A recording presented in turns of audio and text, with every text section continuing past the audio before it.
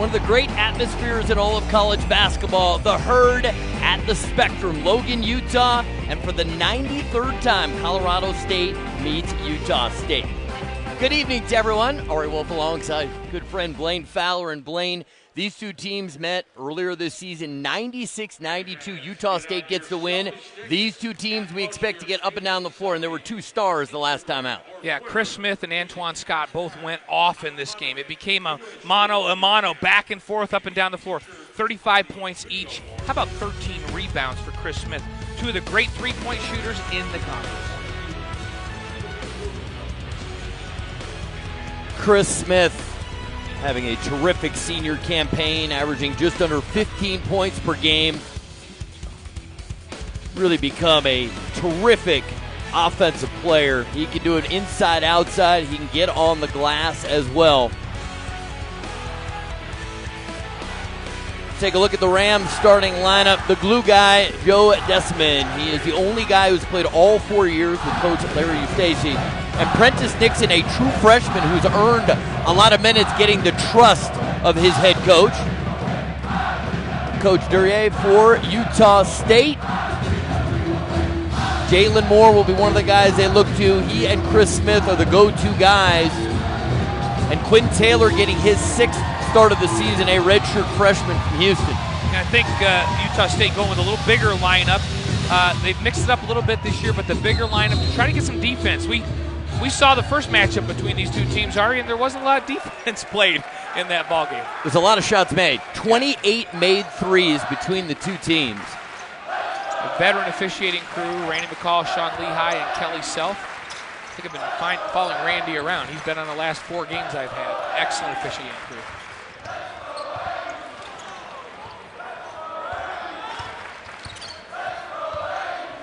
Yanking off the shot at Smith. The triple, no. Desmond the rebound. Colorado State last time out loses by 7 at UNLV. The Aggies have been off for a week, but they played well in beating New Mexico in their last game.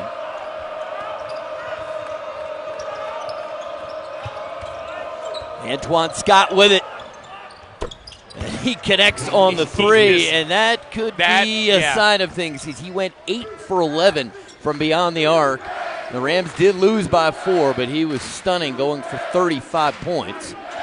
Al, and he is a guy that he's a rhythm shooter. And there you see on the other end the guy that played big over in Fort Collins for Utah State, and that's Chris Smith, who also went for 35 points and 13 boards. Scott is a guy now here on the offensive end that when he gets feeling it and he's in rhythm, he's just really hard to stop because he can catch and shoot so quickly. He's hard to guard. And he's great off the dribble. I mean, he can shoot floaters. He can take it to the rim. And he's so confident now, averaging 16 points a game, but in Mountain West play, he's averaging 18 points a game. Nice bounce pass.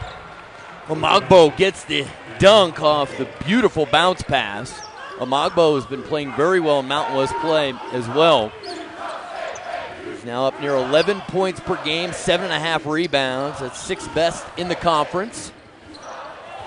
Nice up and under move. Can't finish for Lou Evans. Evans getting a lot more playing time.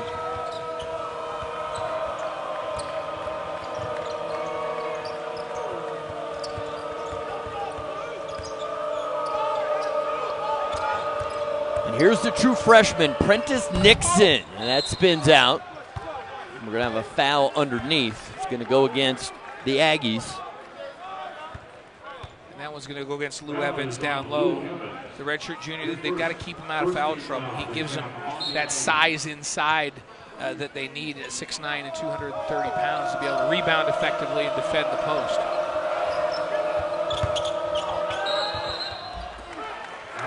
Turnover. Chicago shuffles the feet. Duryea, whatever happens this season, as far as many of us are concerned, there's an asterisk because David Collette was supposed to be a huge part of this team this year. They were projected number 3 in the Mountain West. He decides to transfer right before the season starts as Smith gets the 2. So this team's had to, you can't make adjustments. You can't replace a guy with David Collette's skill set. And it's affected them all season. Yeah, he's such a great inside presence. he's a guy that they built their offensive philosophy around. They have this great presence inside, and they had spot-up jump shooters around him. And it's just hard to recover from that, especially right before camp. Perkins, the elbow jumper, no. One thing the Rams do really well is rebound the basketball. +5 rebounding margin, that's second best in the Mountain West. I don't know if I've ever seen a Larry Eustachy team, regardless of where he's been in his entire career, that isn't plus in rebound margin. He just emphasizes that so much. Perkins connects on the three. Darius Perkins shoots it well from beyond the arc, just under 40%. And certainly Larry Eustachy knows this building very well, coached here for 5 seasons. And those teams were great rebounding teams. And Iowa State, great rebounding teams. When he was down in Mississippi, great rebounding teams. Doesn't matter where he is. I asked him, why is that? And he said, well, because if you don't rebound, you'll sit right here on the bench next to me. So the guys know that to stay on the floor, they got to go rebound the basketball. Squat. Scott off the back iron. Scott goes and gets it. And there he shows that ability to score many different ways. Goes and gets the offensive rebound and just use that body to get away from contact and get the two. Great shooters know when they're going to miss and where it's going to come off the rim. They know that's off right, and they go track rebounds like Scott just did. Perkins, can he do it again? Why not? Darius Perkins, this is a long 2, foot on the line. Darius Perkins averaging 7 points a game, as you mentioned, just under 40% from 3. Another guy, rhythm shooter, if he gets heated up, watch out.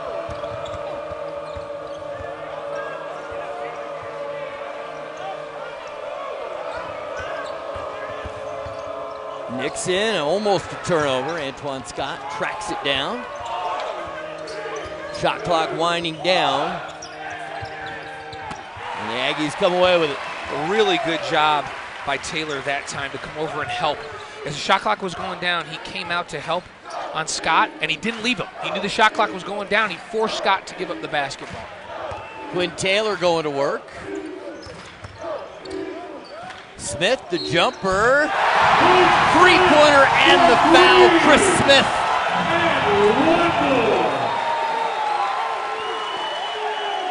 Chance for a rare 4-point opportunity. And we will see the free throw when we come back to Logan, Utah. Chris Smith went for 35 in the first meeting. He's off to a good start. Gets the contact. Maintains the follow-through.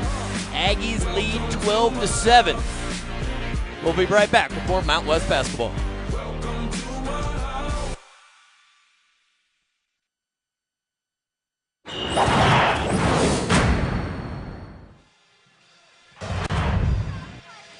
Welcome back to Logan, Utah.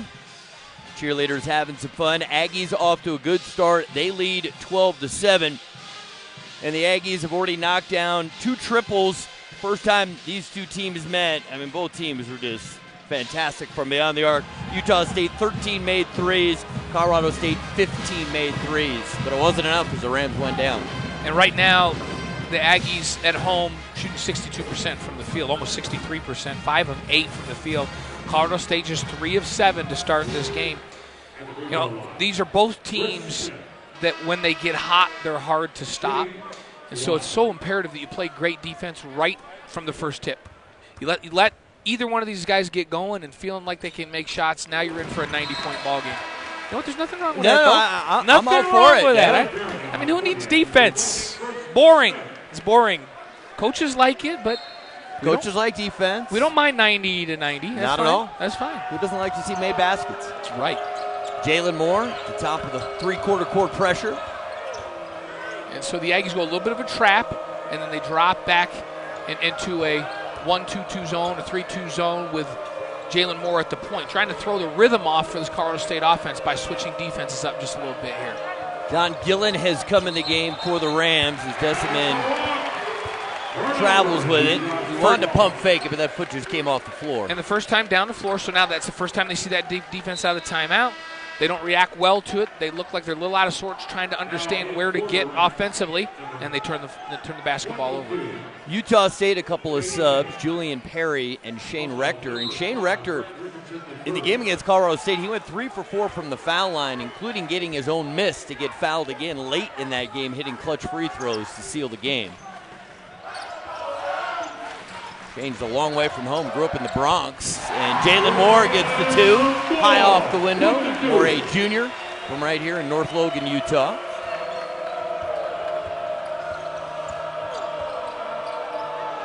.80 run for the Aggies. The Aggies come right back and they change it up again. Now they go man-to-man. Or Staples man-to-man. They're going to mix some zone in with that, trying to keep the Rams off balance.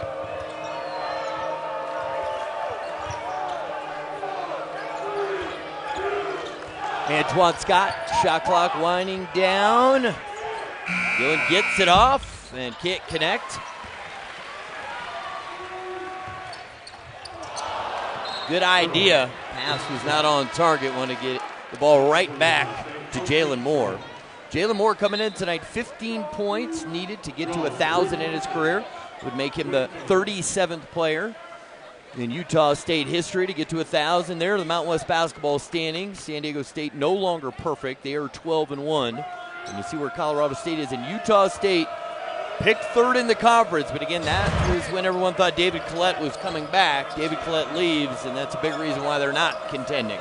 And you think, can one player make that big of a difference? Yeah, that caliber of player absolutely can, an inside presence like that. Fred Richardson gets the 2. Richardson hit a huge 3 in their dramatic, controversial win against Boise State last week. Hadn't launched a 3 the whole game, Blaine, and then in overtime decided to launch one early in the clock, and he made it. There's a guy who's got some confidence. We've had some entertaining games over in Fort Collins. You were on the call on that one. I had the first meeting between these two. We've had some craziness. Well, last week, if somebody's going to top that double overtime game, I can't wait to get there. Jumper, no. No shot clock required tonight. They're hoisting them up quickly. Yeah, it's not going to be a problem with these two teams. Colorado State leads the Mountain West Conference in scoring offense at 81 points a game. So they like to get it up and down the floor. And Utah State, this is a high-scoring conference. They're 8th in the conference at 72 points a game. And then conversely, Colorado State, they give up almost 78 points per game. They're 11th in the conference in scoring D. Both these teams don't defend the three-point line well, and both these teams shoot it well on cue. Right, Antoine Scott. Antoine Scott says, but that wasn't defended poorly. That's where the defender, right in his face, just goes up and elevates over and knocks it down. That's the kind of shooter he is, and that's why he shoots 44% from out there.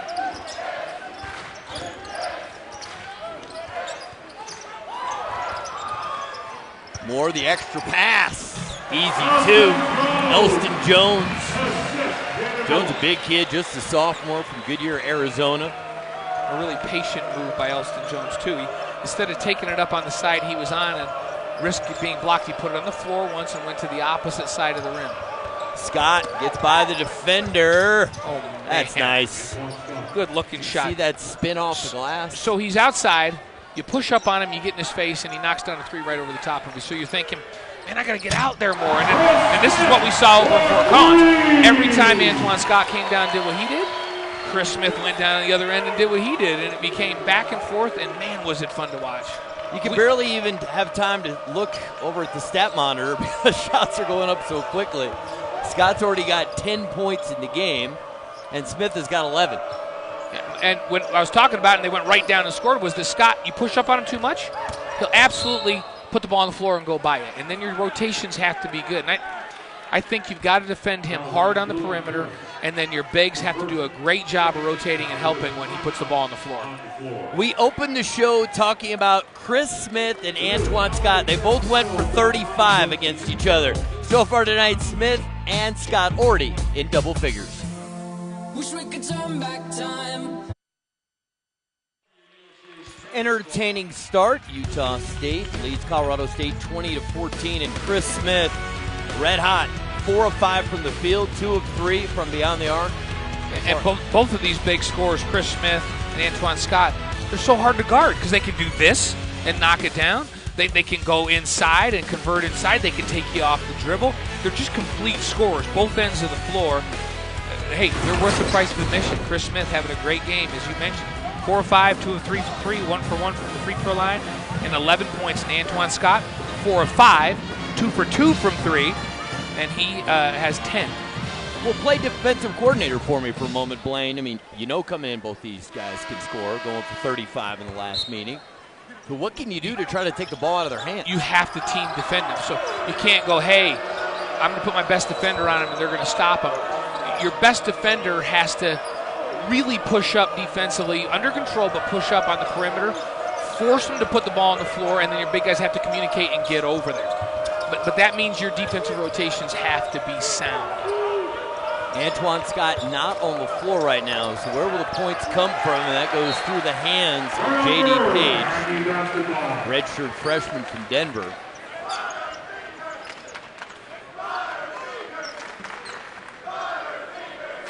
There's Antoine Scott on the bench with 10 points.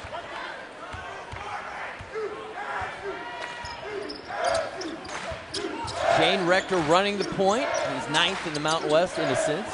They're the early turnover story. And that really made the difference in the ball game. Utah State shooting really well, but Colorado State giving up 4 scoring opportunities with turnovers. Lou Evans going to work. Well done, Lou Evans. Transfer from Tulsa. Coming off a strong performance against New Mexico last week, went for 15 and 6. And he's a big guy at 6'9", 230 that can go and stretch you, get to the outside, shoot jump shots. Kamani Jackson cannot make the shot. He'll go to the free throw line. Very unselfish play there by Decimus. Kamani Jackson from Arlington, Texas. Played in New Mexico Junior College just a year. He's just a sophomore, a redshirt sophomore. But he gives Colorado State some size and some toughness inside at 6'8" and 230.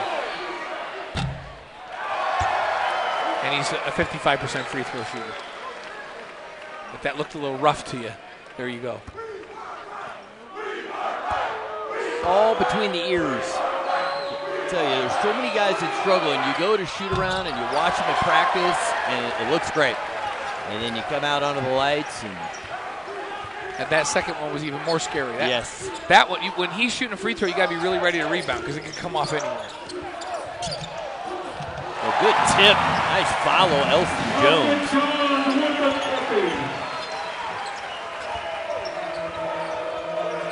Aggies have stretched their lead to 8. Page's triple. Another opportunity for the Rams. And Deciman, Lane just cleared out. There's a reason for it. It's the first foul on Chris Smith in the ballgame. Chris Smith can't believe it.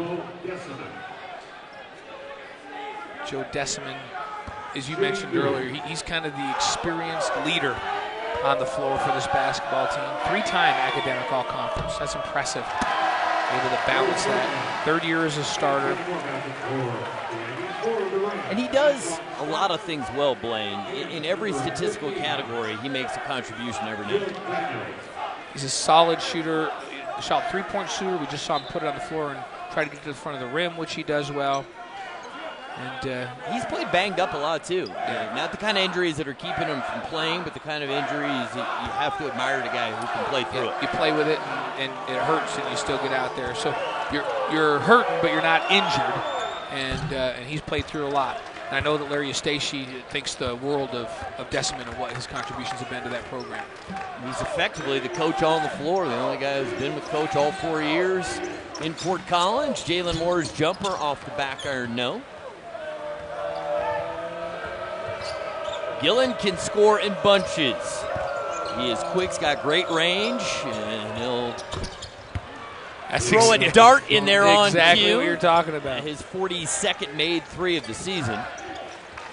Another transfer from Arkansas Little Rock. He played there at 12 starts as a freshman and then made his way, and he was the Mountain West 6th Man of the Year last year.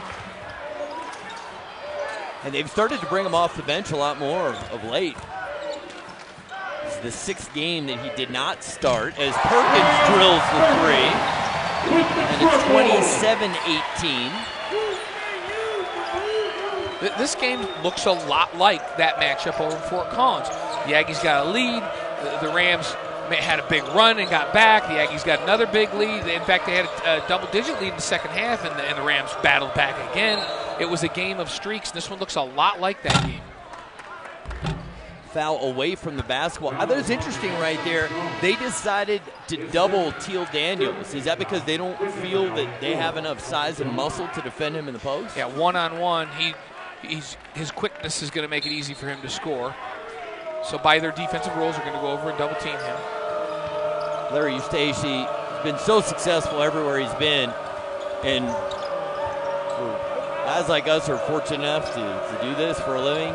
He is always honest about the state of his team. He never holds anything back. He'll tell you, we're not very good at this, we're pretty good at that, we're really good at this. Oh, he just tells it like it is. Antoine Scott knocks down another jumper, and just like that. So the Aggies go zone, and that you're taking a risk when you're playing Colorado State. They shoot the three well, and if you go zone, your guys have got to react quickly and get a hand up in the shooter's face. That time Scott with an open jumper.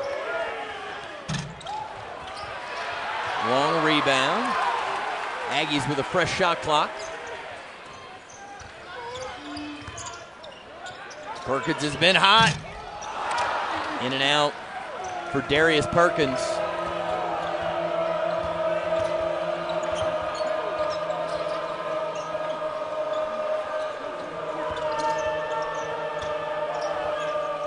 Gillen and Scott are such tough covers because they're equally good at shooting it from long distance and taking a guy off the dribble. I mean, Gillen's got Jalen Moore on him right now. I mean, he could blow by him if he wants. Instead, he'll launch from 28 feet, knock it in off the glass. And I don't know, you couldn't see, but he had a big smile on his face. Now he's not acting like, yeah, I meant to do that. He did not mean to do that. Come on.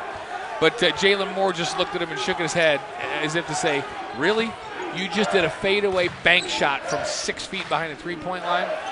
But that counts. It's 3 points, man. It certainly does, and Colorado State knows it all too well. Boise State made 3 threes off the window, including James Webb, the third one that was ultimately taken off. But they had 3 shots that looked like they shouldn't go in. Go in. Colorado State, maybe it's tonight. They'll be the one getting some breaks. So we already have 9 made threes in the game. Here's Perkins. Good-looking stroke. And then on the other end, Gillen gets it to go. We've got a 3-point game.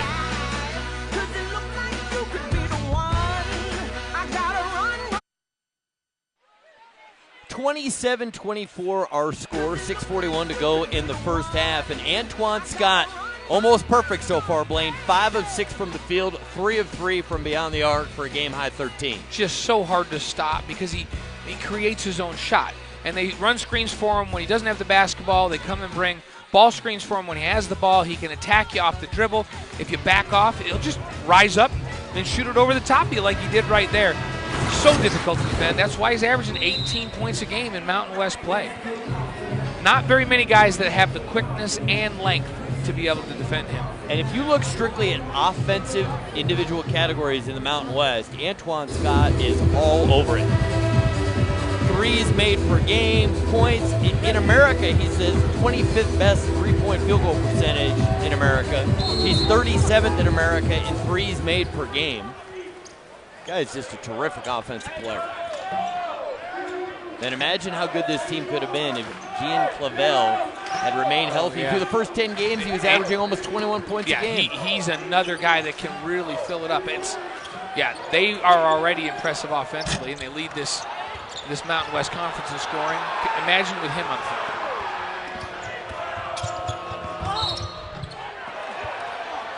Gillen, he is quick. They list him at 6 feet tall. I gotta say, that's real generous. Yeah, but he plays like he's 6 feet tall. No, he plays even bigger than that. Great elevation. He can get up off the floor. Great quickness, great handles with the basketball. John Gillen.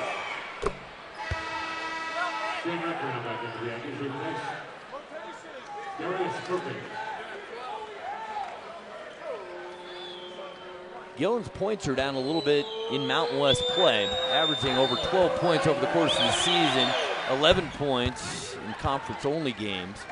He can score, but his real value is as a distributor. Now we're going to see the Rams getting a little 1-2-2 trap, three-quarter court trap, in an effort to kind of take the momentum away from this Utah State offense. The Aggies have been real comfortable in their offense. Just get them out of rhythm a little bit. Smith can't get the three. Deciman the rebound. 8-0 run for the Rams. Chance to take the lead. Talk about Gillen as a distributor. His assist-to-turnover ratio, one of the best in the league. Last year, one of the best in the league. This year, very valuable in that regard. Takes care of the ball. Assist-to-turnover ratio 1.67. That jumper no good. Magbo got his hand on it, but it'll be Utah State basketball.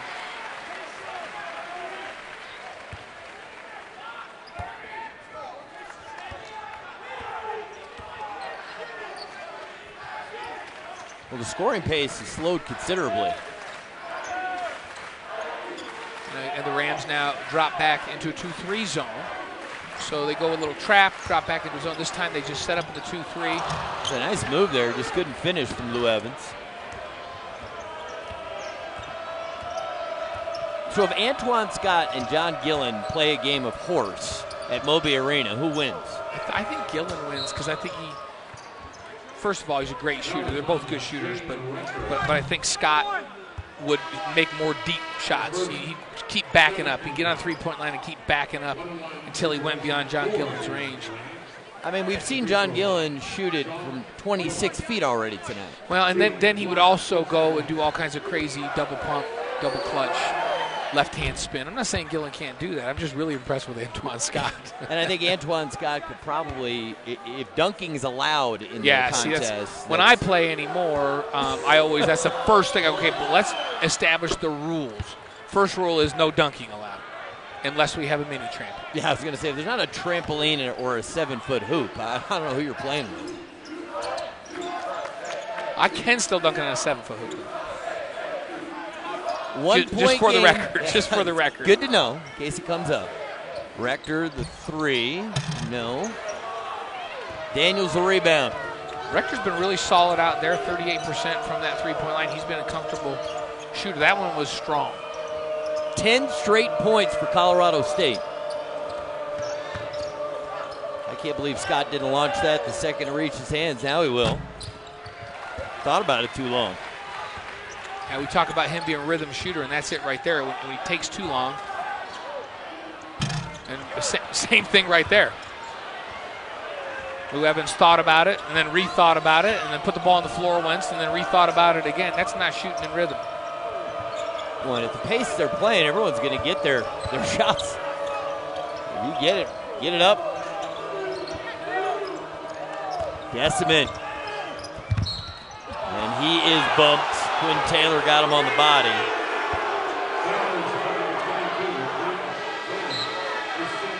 Deciman goes hard to the rim. He'll be rewarded with a trip to the free throw line as the Rams right now on a run.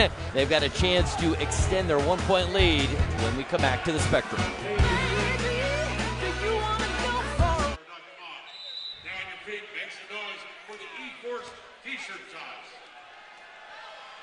We hope everyone's enjoying their Wednesday night. We're thrilled to be with you, coming to you from Logan, Utah. Great fan support here, great student section. They have won a lot of games, the 6th best winning percentage in all of Division I basketball since the 2000 season. All right, Wolf alongside Blaine Fowler. Deciman at the free throw line. And for Deciman, that's his second point in this ballgame. Has 3 rebounds.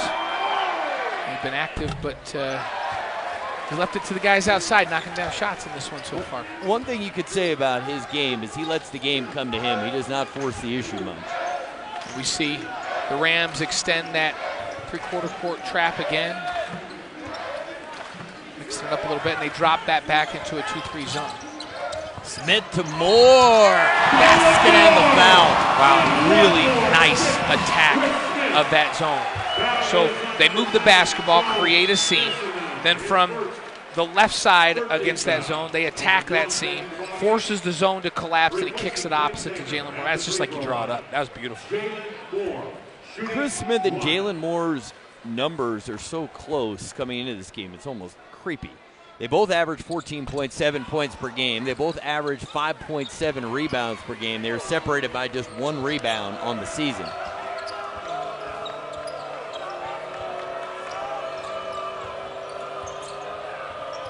Deadlocked at 29. Aggies led for most of the first half. Gillen with the left, a little too much on it. And it will remain Colorado State basketball.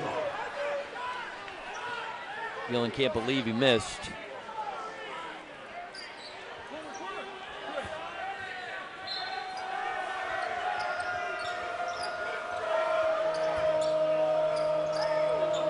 I've seen Utah State go back and forth from man-to-man and zone, and now they're back in that zone defense. We've seen Jalen Moore at the point of that defense. This time he's over on the wing. You have Darius Perkins playing out front. Antoine Scott the triple no. Chris Smith the rebound. Smith in the last meeting, we talked a lot about his 35 points. Also went for 13 rebounds. Yeah, he's very active on the glass in that one.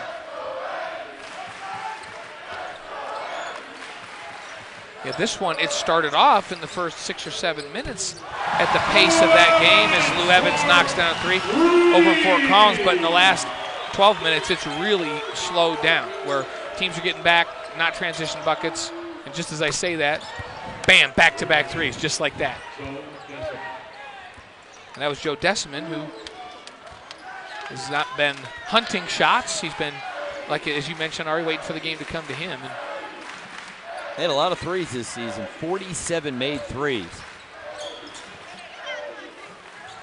And then, with Gillen on Smith, Smith can get off his jumper whenever he wants. Well, they double Jones and leave Moore open. So explain the thinking there, because Elson Jones is still a developing post player. Why do you leave Moore? Just not good communication in the zone. So they were in the zone, and the guard immediately came down and left Jalen Moore to help out in the post. That's just their rules. It's not based on who the player is. And that zone collapses when the ball goes inside, and that leaves shooters open on the outside. Smith the drive, and he will go to the free throw line. On something like that, it's not so much the scouting report on who's down in the post. It's the scouting report in the zone that says, hey, if Moore is out on the outside, you've got to stay a little closer. So you can't be so aggressive with your help. That's a guy that can knock down shots. If you got Chris Smith out there, if you're Utah State, you don't leave Antoine Scott all by himself on the perimeter.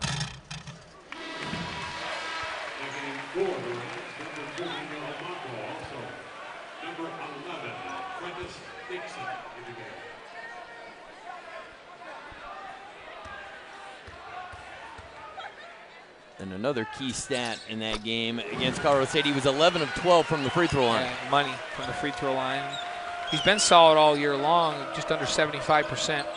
He was particularly good in that game. And the Aggies, again, with that little three-quarter, half-court trap, trying to get the Rams out of rhythm, and then they're dropping into a 1-2-2 zone. Richardson, and he connects on the three. Did I just say it wasn't being played at the pace of the last match? As soon as I say that, it's just up and down the floor again. So it just had a momentary stall, and now they're back. 13 made threes. Well, we're looking at number 14. And for those keeping track of the head-to-head, Scott and Smith, they both have 13 points. Richardson not shy. Amagbo, and he travels with it. 8-second difference, game clock to shot clock.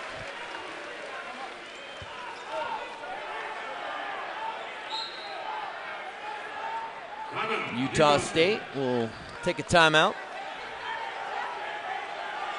So what have we learned? I mean, you saw the first game is 96-92. Well, it's not quite on that pace. It's fairly close. Anything changed from the first meeting? We see they're switching defenses a little more often than they did in that first game. So we're seeing a little more switch back and forth from both teams, from zone to man and back and forth. A little bit the trapping game.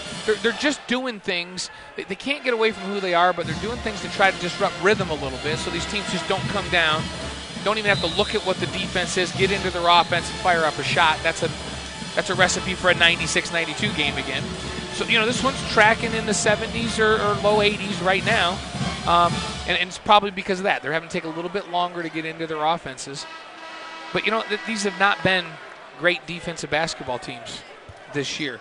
The Utah State's 7th in the conference in defensive points they give up, 71.7 points a game. And as I mentioned earlier, Colorado State gives up 77.9 a game, 11th in the Mountain West. Well, I've got one stat that's far different. In the first meeting, Utah State's bench outscored Colorado State 41-7. Tonight, the bench points, 15 for Colorado State, only 4 for Utah State.